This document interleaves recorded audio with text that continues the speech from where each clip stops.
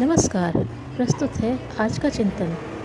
स्त्री पुरुषों की इस एक दूसरे पर निर्भर रहने की वृत्ति के कारण ही परिवार बने तथा परिवारों से समाज बना। स्त्रियों को समानता के अधिकार नहीं मिलने के कारण उनका विकास तो रुका ही साथ समाज का सारा ढांचा ही लड़खड़ा गया। किंतु अब समय बदल चुका है। पुरुष वर्ग ने नारी के प्रति किए गए अन्याय तथा उपेक्षा की पर्याप्त हानि उठाई, तब उनके कान खुले। महिलाओं को अब समानता के अधिकार मिलते जा रहे हैं। नारी को पुरुष के इशारे पर नाचने वाली कठपुतली तथा केवल सेवा की अधिकारिणी बनाने के लिए जितने कुचक्र किए गए हैं, जितनी जोड़ तोड़ की गई है, उतना ही परिश्रम तथा जोड़ तोड़ उसे ऊपर उठाने के लिए करना आवश्यक है। वर्षों से बेकार पड़े हुए कल पुर्जे यूं ही चुटकी बजाते ठीक नहीं हो जाते। उनकी पूरी मरम्मत तथा ओवरहॉलिंग करनी पड़ती है, तब कहीं ठीक काम करने योग्य होते हैं। नारी का क्षेत्र पुरुष की अपेक्षा अधिक सामाजिक है। पाश्चात्य देशों में महिलाएं पुरुषों की तरह ही उपार्जन करती हैं। सोवियत रूस में तो कामकाजी महिलाओं का प्रतिशत पुरुषों के बराबर है। वहाँ के राज्य कर्मचारियों में 50% महिलाएं हैं। भारतीय नारियां भी इस दिशा में द्रुत गति से अपने सुदृढ़ कदम बढ़ा रही हैं। महिलाओं के हिस्से में सबसे महत्वपूर्ण काम आए हैं। वे बच्चों को जन्म देती हैं तथा उन्हें सुयोग्य नागरिक बनाती हैं। परिवार तथा घर की आधार स्त्रियां ही हैं। इसी कारण कहा जाता है कि घर वाली के बिना घर केवल चार दीवारी का मकान भर होता है। यही नहीं, नाते रिश्ते तथा पास पड़ोस का व्यवहार भी उसी के हाथ में रहता है। आदमी दिन भर शारीरिक तथा मानसिक मजदूरी करके परिवारों का खर्च भले ही चलाता हो, किंतु स्त्रियों के कार्य उनसे कम महत्व के नहीं हैं। जिनके सामने खर्च पूरा नहीं होने की मजबूरी हो या घर में कोई कमाने वाला न हो, तो उनके लिए नौकरी करना तो ठीक है, किंतु जिन शिक्षित महिलाओं के सामने ऐसी समस्या नहीं है, उन्हें अपनी बहनों के उत्थान का काम हाथ में लेना ही चाहिए, जिससे नारी जाति अपना सम्मान अक्षुण्ण रखना सीख जाए।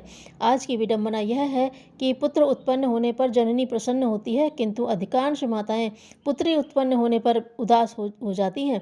लड़का होने पर थाली बजाकर हर्ष प्रदर्शन किया जाता है, किंतु कन्या के आने पर नहीं। कौन सी कमी है नारी में? उसके आगमन पर पलक पावड़े नहीं बिछाए जाते, वरन जननी के चेहरे पर भी उदासी के बादल घिर आते हैं। यह नारी के सदियों तक दबे घुटे रहने की संस्कार जन्य जड़ता ही है, अन्यथा नारी में कोई दोष नहीं। जन्म के समय के क्षणिक विषाद की ही बात नहीं है। भारत में पग पग पर उसे उपेक्षित किया जाता रहा है। लड़कों को कमाऊ माना जाता है, लड़कियों को घास फूस की संज्ञा दी जाती है। यह सब नारी के आंखों के सामने ही नहीं होता, वरन वह स्वयं इस प्रकार का व्यवहार करती है। बचपन से ही कन्या को हीन मानने का यह कुसंस्कार भी उस दास्ता की ही उपज है जो नारी ने एक लंबे समय तक भुगती है। महिलाओं में स्वाभाविक ममता होती है, उनका हृदय कोमल होता है। यह किसी शिक्षित महिला की विवशता ही हो सकती है कि वह इस प्रकार नारी जाति को स्वयं उसी के द्वारा उपेक्षित होती देखे। दहेज की सुरसा का मुंह दिनों दिन बढ़ रहा है। विवाह में सुंदर सुशील सुशिक्षित कन्या भी दो तथा साथ में लाखों रुपयों का दहेज भी दो। दहेज की विकराल गाल में नारियां पिसी जा रही हैं। भला कौन जागरूक नारी ऐसी होगी जो अपनी जाति का यह निरादर देखकर तथा अपनी बहनों की मर्मांतक आहें सुनकर चुप रह सके, जो दहेज की चक्की में पिसते समय उसके मुंह से निकल रही है। पशुओं को किसी को देते हैं तो वह भी विनिमय में धन देता है। कंकड़ पत्थर तथा घूरे का भी मूल्य चुकाना पड़ता है, किंतु ममता की मूर्ति त्याग की देवी को देते समय अपनी सामर्थ्य से अधिक दहेज भी देना पड़ता है। नारी जाति को इस प्रकार अपमानित होते देखकर भी स्वयं नारियों को न जाने क्यों कठोर दुख नहीं होता। यह छुरी उन्हीं की जाति की गर्दन पर चल रही है। पुरुष वर्ग लालच में दहेज लेना भी चाहे तो नारी, पत्नी, माता आदि की असहमति होने पर नहीं ले सकते, किंतु नारी शक्ति सो रही है। वही नारी सास के रूप में, ननद के रूप में अथवा देवरानी जेठानी के रूप में अपने आप को लांछित कर रही है। कल जो बहू थी वह आज वही सास होती है। उसकी स्वयं की पुत्री को भी किसी सास के दरवाजे पर बहू बनकर जाना पड़ता है।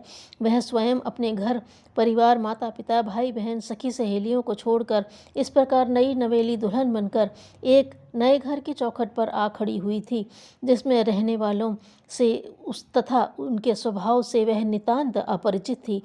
आज जब उसकी बहू आई है तो वह उस सब को भुला देती है तथा उससे बेटी जैसा व्यवहार नहीं करती, तो वह और किसी का तिरस्कार नहीं करती, वरन अपने ही गाल पर तमाचा मार रही है। घर में नई आई नई बहू के प्रति सास, ननद तथा अन्य स्त्रियों का व्यवहार उचित नहीं होता। यह एक सामान्य बात है। नारी की आंखों में जो अपनी वर्षों की दास्ता का धुंधलापन छाया है, वह उन्हें कुछ देखने नहीं देता। इस धुंधलेपन का इलाज करना आज की शिक्षित तथा जागरूक नारी का परम धर्म है। विवाह होने के 2-4 वर्ष बाद तक बहू के कोई बालक उत्पन्न नहीं होता तो सबसे पहले घर की स्त्रियां ही कानाफूसी करती चलती हैं। महिलाओं को जगाने का दायित्व पुरुषों पर तो है ही, उन महिलाओं पर भी कम नहीं जो कि शिक्षित हैं तथा नारी जाति की समस्याओं को सोच समझ सकती हैं। जिनके पांव पर बेवाई फटती है, वही उसके दर्द को ठीक प्रकार जान सकता है, दूसरे नहीं जान सकते। नारी की इन व्यथाओं को समझकर उन्हें ऊपर उठाने के लिए नारियां जिस तड़प के साथ काम कर सकती हैं, वह भला पुरुषों में कहाँ उत्पन्न होगी। पुरुषों के सहयोग की आशा रखी जा सकती है, किंतु आगे महिलाओं को ही होना पड़ेगा।